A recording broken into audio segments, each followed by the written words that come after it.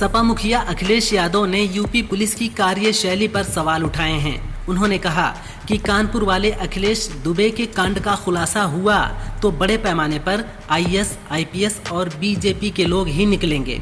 कानपुर में अपराधी पुलिस और बीजेपी मिलकर लोगों के साथ गलत कर रही है। अब पुलिस वाले किडनैपिंग कर रहे हैं। आगरा में पुलिसकर्मी ने 2 लोगों के साथ मिलकर छात्र को किडनैप करके परिवार से 20 लाख की फिरौती मांगी थी।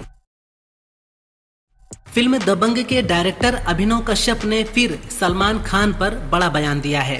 पहले उन्होंने सलमान को गुंडा बताया था। सलमान द्वारा अनुराग कश्यप की फिल्म निशांची को चीयर करने पर अभिनव ने कहा, ये कवर अप है। सलमान की किस्मत में लिखा है कि वो हमारे जूते चाटेंगे, बस बैठकर इंतजार करिए। शायद वह मेरे भाई के जरिए मुझे चुप कराना चाहते हैं, इसलिए वह फिल्म की तारीफ कर रहे हैं और उनकी चापलूसी कर रहे हैं।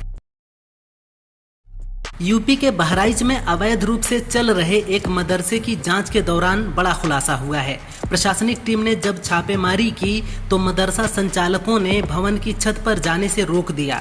इसके बाद महिला पुलिस कर्मियों की मौजूदगी में छत पर बने टॉयलेट को खोला गया। इसमें 9 से 14 साल की डरी सहमी 40 लड़कियां एक एक करके बाहर निकलीं। फिलहाल संस्थान को बंद करा दिया गया है और लड़कियों को सुरक्षित उनके घर भेज दिया गया है। लद्दाख हिंसा के बाद केंद्र सरकार एक्शन में है। MHA के मुताबिक सोनम वांगचुक ने प्रदर्शनकारियों को भड़काया था। इस आरोप के बाद सरकार ने सोनम द्वारा संचालित NGO का FRCA रजिस्ट्रेशन रद्द कर दिया है। आरोप है कि NGO ने विदेशी फंडिंग संबंधी कानूनों का बार बार उल्लंघन किया है। हालांकि सोनम ने सरकार के इस फैसले पर कोई बयान नहीं दिया है। MHA ने सोनम वांगचुक को लद्दाख हिंसा का जिम्मेदार ठहराया है। इस पर सोनम ने कहा, ये बलि का बकरा बनाने की रणनीति है ताकि लद्दाख की असल समस्याओं से ध्यान हटाया जा सके। सरकार चतुराई दिखा सकती है, लेकिन ये बुद्धिमानी नहीं है। युवाओं में असंतोष है, ऐसे में चतुराई नहीं समझदारी की जरूरत है। मैं गिरफ्तारी के लिए भी तैयार हूं, लेकिन जेल में सोनम सरकार के लिए बाहर आने वाले सोनम से ज्यादा चुनौतीपूर्ण साबित होगा।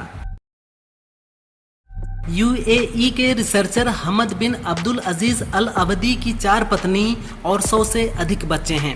अल अवदी ने यह खुलासा शारजाह इंस्टीट्यूट फॉर हेरिटेज के फोरम में किया। उन्होंने कहा, मैं अमीराती संस्कृति व परंपराओं को आगे बढ़ाना चाहता हूँ। बच्चों को सम्मान, जिम्मेदारी जैसे मूल्य सिखाना चाहता हूँ। अल सना के मूल्यों को स्थापित करने पर जोर देता हूँ। अल सना की अवधारणा UAE में पीढ़ियों से चले आ रहे मूल्यों का प्रतीक है। देश में आई लव मोहम्मद विवाद को लेकर माहौल गर्म है। इसी बीच पूर्व केंद्रीय मंत्री मुख्तार अब्बास नकवी ने इस पर प्रतिक्रिया दी है। उन्होंने कहा कि मुसलमान होने के नाते मोहम्मद सल्लल्लाहु अलैहि वसल्लम उनकी आस्था का हिस्सा हैं।